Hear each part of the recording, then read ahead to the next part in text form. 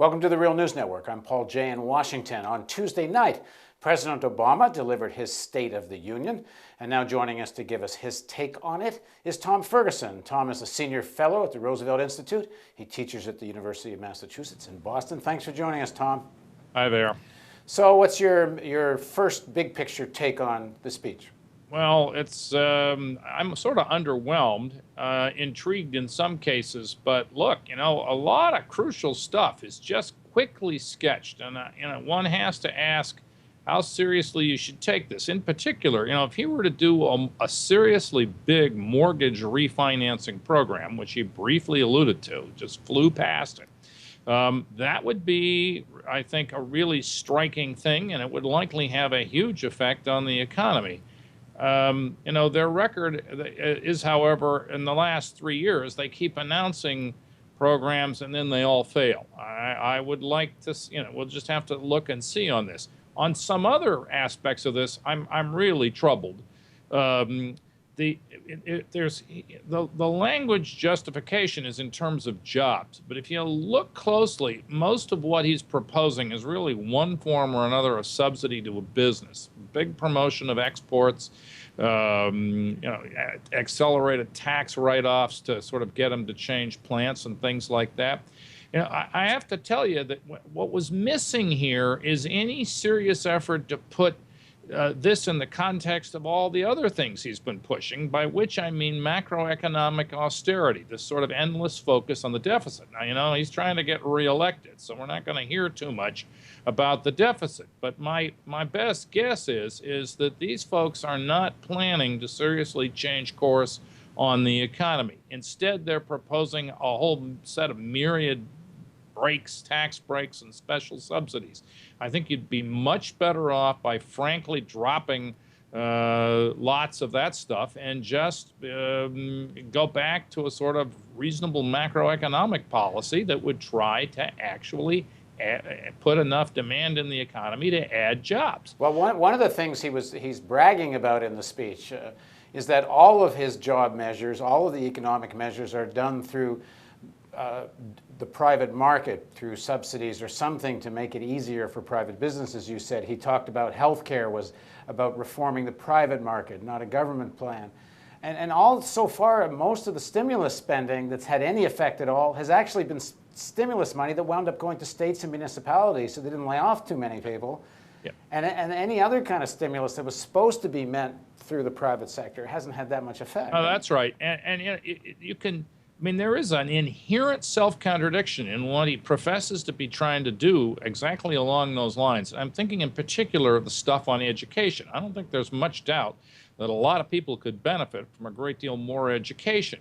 But, he's not going to be able to sort of, the main avenue for education in the United States are the states. Federal government programs work mostly through those, and the states are pretty well bust at this point. They're really strained in their budgets.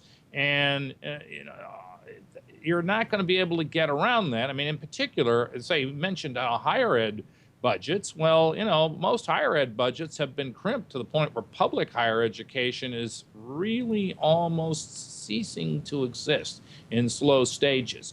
And it's being crowded out by actually in most cases, more expenditures for medical care of one type or another. And the president hasn't got any real serious proposals along those lines to do much other than, the stuff he alluded to back when he was healthcare. Well, probably 10-15% of this speech has to do with some real policy initiative, and 80-85% is about political theater and positioning himself. And to my mind, he accomplished something. He certainly looked presidential. He looked like he had some ideas, and you compare that to the clown show that's been going on in the Republican Party, at least it has some effect now. But the one thing I thought that maybe is meaningful in this, because most of what he proposed won't get passed through Congress, so it really is just electioneering. But he seemed to suggest he's going to use an executive order to use public lands and something, I didn't quite get it exactly, something that the armed forces are going to buy clean energy. He's going to use an executive order to develop a clean energy on federally owned lands. So I don't know if you had any time to digest that. I did. Well, I mean, I'm familiar. I mean, that's to sort of just push forward some ideas that have been around for a while. It's simply another form of energy subsidy.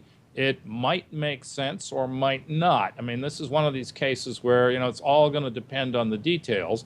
I mean, I certainly think that the real costs of oil and gas, especially oil, are, a good deal higher than just in the price of the thing at the tank. So I think the clean energy thing makes social sense, but it's impossible to tell what he's talking about from the speech, and there's no point in there. I mean, just a couple of comments. I have real problems with that suggestion of the task force on housing that he was on, on mortgage abuses. I mean, in particular, you got to ask, what's the matter with Holder, the Attorney General, and the rest of the people in the administration? Why does he have to have a sort of state attorney generals joining him?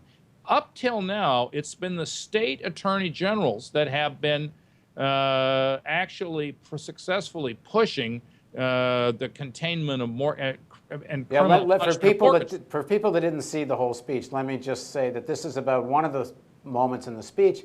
President Obama says he's going to have a task force to investigate fraud and abuses that took place during the mortgage crisis. Yeah, and I have to tell you, Paul, it looks to me like an effort to rein in the attorneys general. I rather doubt that Mr. Schneiderman is serving the public interest by going along with that, though I understand the incentives there. It looks like an effort to rein in those attorneys general. And Tom, there's been a lot of talk recently about a deal being reached between the White House and the banks, which included some sort of immunity for people, at least the big banks. I believe and he didn't talk about this deal tonight at all. I believe it's actually with some other members, some other attorneys generals, and it's not a deal with the White House, but the White House, I think, was hoping to have that arrangement completed by tonight. They didn't get it. And most everybody that has heard, I mean, we only know what's leaked. What's leaked is not particularly reassuring. It's the suggestion that the banks are basically going to commit crimes and get away with it. I mean, anyway, your point here is he doesn't need a new commission. They could just be going after people that broke the law, and by creating the new commission, he may be actually holding back state attorney generals that are actually trying to do something. Right. I think this one I think is not great. I'd also comment on the utter tameness of his proposals on money in politics. Stopping insider trading in Congress. It's a good idea. You need a broadly drawn bill that also hits the staff and probably maybe spouses too. But that's not much of a reform. And, he's not really touching the essence of the money in politics problem. He's just basically punted on that one. And, just telling your bundlers that they can't lobby Congress, if you pay attention to the details, this is why I have a feeling that this actually is a good metaphor for the whole speech. When you start to look at the details, that's almost meaningless. I mean, in effect, your bundlers, who are, after all, electing, when they're doing it for a president, electing a president, just lobbying Congress, banning them from that, tell them they can't talk to the White House, and I'd be a little more impressed. I mean, in general, he's passing up, you could do a lot by simply making the Federal Election Commission a serious part of the civil service to get it out from under its ridiculous domination by Congress. I mean, it's not true that just Citizens United is wrecking efforts to contain campaign finance abuses. It's also very much from the enforcement of the FEC, in particular on the sort of secret aspects of money. Those folks could take a much more aggressive position. They have, however, a very special relationship with Congress, and they do basically exactly what their congressional leadership in both parties wants.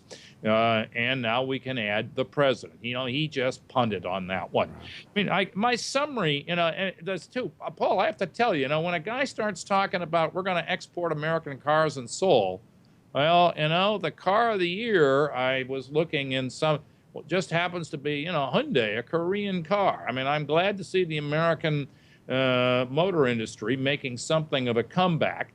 But I mean, I think much of the export promotion stuff is frankly delusional, and it's not going to happen.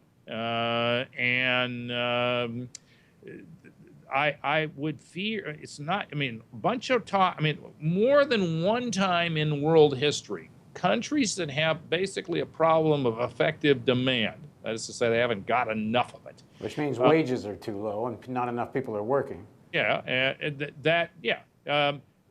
we'll then instead do a raft of special government programs that has everybody killing each other to get into the special program while they ignore the basic problem. I have a feeling that that's where we're headed here. So, I'm intrigued by some of this, but frankly, I'm underwhelmed. All right, thanks very much for joining us, Tom. Only against the Republicans would this look impressive. Yeah, the one-eyed king. Thanks very much for joining us. Thank you for joining us on the Real News Network.